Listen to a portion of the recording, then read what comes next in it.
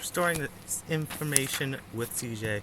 Today we are doing a lesson on the effects of the effects of the British Restoration on literature.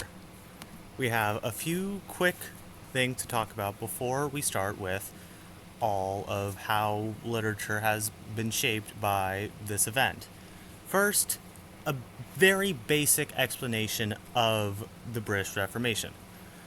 Well, not reformation, restoration. Small difference, small change in word, big difference over time.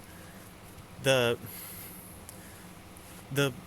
effects of the British Restoration on literature just as a whole is it reflected and critiqued political and social dynamics of the time of people that weren't so well off and royals and people that could do all the studying that they want.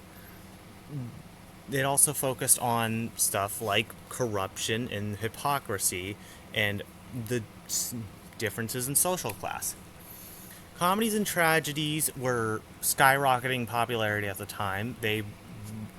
Once again, they're going to be shown off as better things, because there's been several times where those have been proven to be great uses of literature. They were really popular mainly because they were easy to use in order to portray upper class as you're able to be funny about them and not get in as much trouble as just saying, look, it's a king, let's go after him. And okay, this is going to be a very brief historical background before the Restoration, the British Restoration, because I've heard not a lot of people really knew what it was or how it started. So, after the beheading of Charles I, which was for treason, so he did some bad things. I don't really remember what it said, but I'm going to guess probably bad things, because Parliament had him for treason. After he was beheaded, this started the English interregnum, which was just the term for the period between kings, and Oliver Cromwell decided to take the spot because, there's a power vacuum.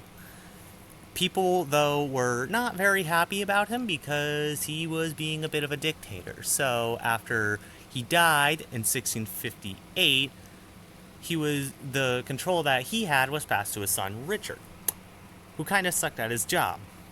So people weren't really happy, and they're like, man, this is going to be another monarchy. Want to know what was a better monarchy than this one? The old one. So they gave it back to Charles, and that pretty much started the entire British Restoration. Some very important historical events around this time would be, first thing, Charles being restored to the throne. That's kind of important because that's what this started. Another event that isn't too important but also pretty important is the Great Plague of London. Great Plague of London, I say, not the plague of everything else that was earlier. The Great Plague of London lasted from 1664 to 1666. So 2 whole years of not a lot of great stuff. And the funny thing, 1666 is also the Fire of London, which was not a really great year for them, I would say. And after 1666 was the 1667 invasion of Dutch in Thames.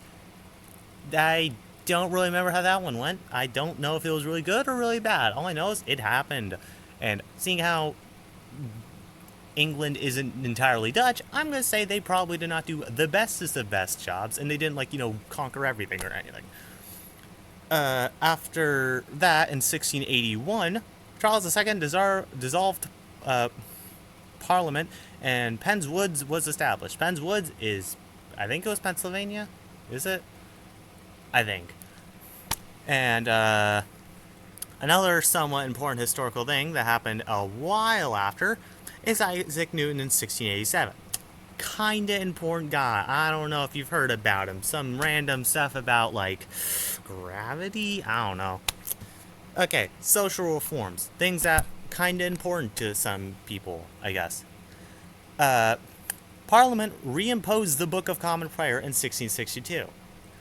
I really have not gone into like that stuff because I really don't want to, and that's a lot of stuff I don't know about. It eliminated Catholics and Protestant dissenters from holding office, attending university, owning land, and voting. And seeing how that was a bit of the people in the area, it probably didn't make a lot of people happy.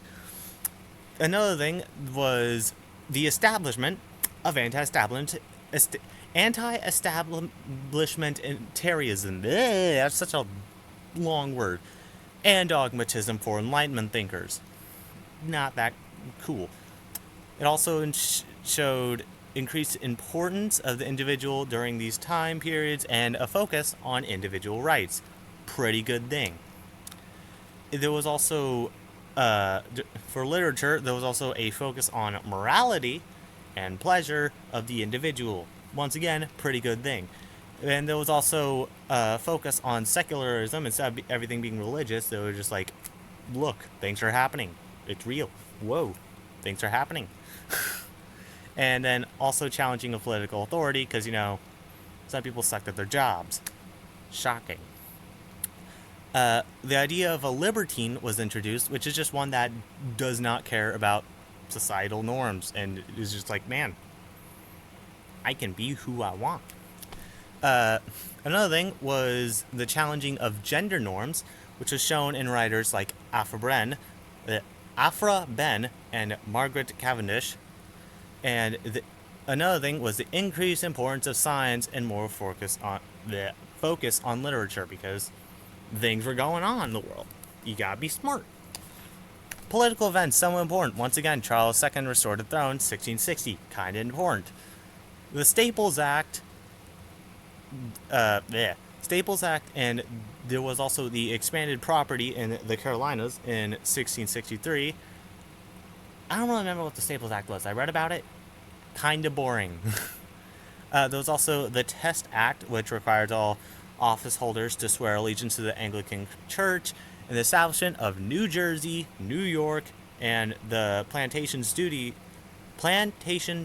Act in 1673. I don't really remember reading about the Plantation Duties Act, though I read about it for like 10 minutes, got a little bit bored. It was also the establishment of the Lords of Trade and Plantation Act. It wasn't an act, I don't know. In 1675, also kind of important. Another thing was the Popish Plot in 1678.